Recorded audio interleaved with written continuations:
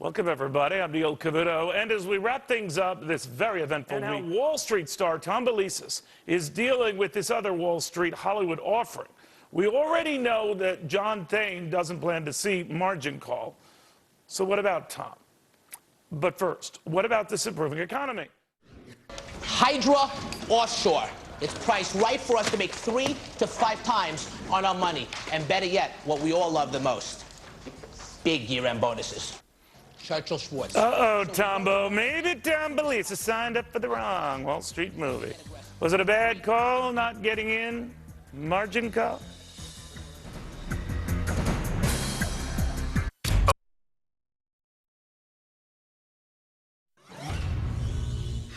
I can tell you that people are going to say some very nasty things about what we do here today. There are 3 ways to make a living in this business. Be first, be smarter, or cheat. Oliver, I think you've just been stoned. Forget Wall Street. All the critics are talking about now is Margin Call, insisting the latest Hollywood portrayal of greed at the corner of Wall and Broad is bigger and better than either greed epic put out by Oliver Stone and Michael Douglas. Now they're even talking Oscar for this film. So we thought, who better to talk to than Tom, as in Tom Belesis, to me, the real star of that Wall Street sequel, stupidly not called up for this Margin Call movie. Now they're all forgetting it, Tom, and I dare say maybe forgetting you. Well, thank you. Are you worried? Not at all. I think it's terrific. Another Wall Street movie. You're laughing and being too cavalier about it, which means you're hurting inside. You know what? I got to tell you, I think this movie, especially from what I've heard, it highlights the fact that despite all of the bashing of Wall Street, that Wall Street is a very important part of our economy for our country. So, you know, I haven't seen the movie like I told you yet, but it takes a kind of look at Wall Street, and it's about time. You know, no one's ever said that Wall Street was blameless for the crisis, but I think a more balanced perspective is needed. I mean, to blame... So you think this balances out? I know you're saying the reality off the Wall Street crowd protesting Wall Street occupying, but do you think it's a more realistic portrayal of Wall Street than the movie you were in? I do, and I think... Whoa. This is more realistic than the Wall Street 2 movie? I think... The movie you started? Yes, that is correct. So you're saying a movie that some are trying to say should make people forget your movie is indeed a better movie? I haven't seen it yet, so I can't tell you that. I mean, obviously, I loved Wall Street 2 because, obviously, you know... Because this movie screams for a sequel itself. It so does. You want in on that. If they're smart. By the way, I did not see the movie, but I have seen the previews, so once again, I feel I can be an expert here. The suits, I notice, are not as nice as yours. Absolutely not.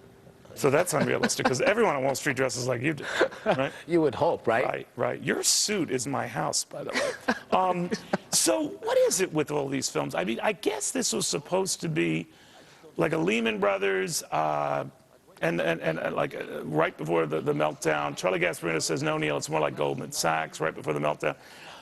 But it's supposed to be in that period without giving it that period. And the same kind of greedy decisions that were made, shoved some stuff off on unsuspecting clients. Won't that give Wall Street more of a black eye? It won't. Why? Because, you know, you can't lump every person together for what a few people did wrong. I mean, like Goldman Sachs and the bigger investment banks that put these derivative products together, those are to blame. Those are the few wrong that have done wrong and should face the consequences. Now, it's unfair to judge, you know, people who work on Wall Street who have done great for this country. So, I mean, look at today's story. The 11 Long Island Railroad workers who got caught for putting together fraudulent injury claims, over $1 billion worth. Now, we're going to... Now, that didn't get much coverage, did it? The Occupy Wall Street crowd did. You're right. And are we Where are your offices, by the way? On 14 Wall Street, right downtown. So do you walk past the protesters? Yeah, we see them in Dressed like that? Dressed like this in the morning. No way. No way. I heard, no, I have a couple of buddies who work down there. They say they put on a backpack or they keep the tie loose. Or... You know, they're like segregated in their own spot in the park. Yeah. But you know what's... Well, you're a star. You're a recognizable face. Well...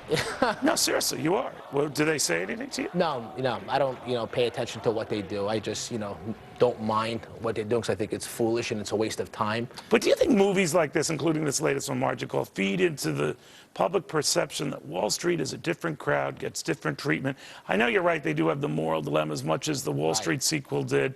There are always a couple of good guys who are trying to reverse the bad, evil guys. I guess in this movie, that's the Spacey character, Kevin Spacey character. But most of them are not good.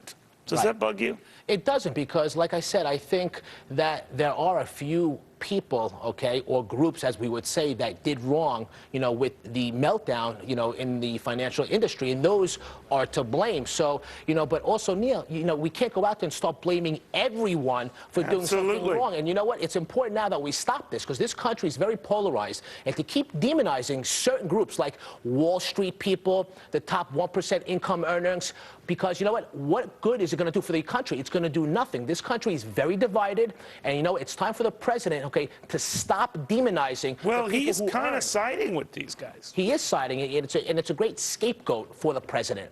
And I think, it's a smokescreen as well because of his policies and what wrong he's done for this country, with his administration. So I think it's a great excuse for him to now divert attention to this group versus the attention which should lie in the White House and fix the problems in this country. But a movie like this, and if it gets Oscar attention, many say it will, why you didn't get one? Stupid.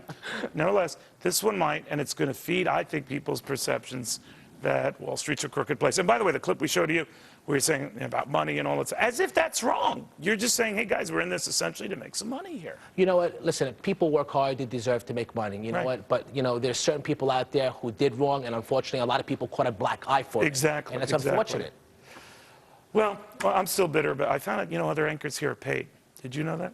I did not. Yeah, it's annoying. Annoying, you know what, out of me.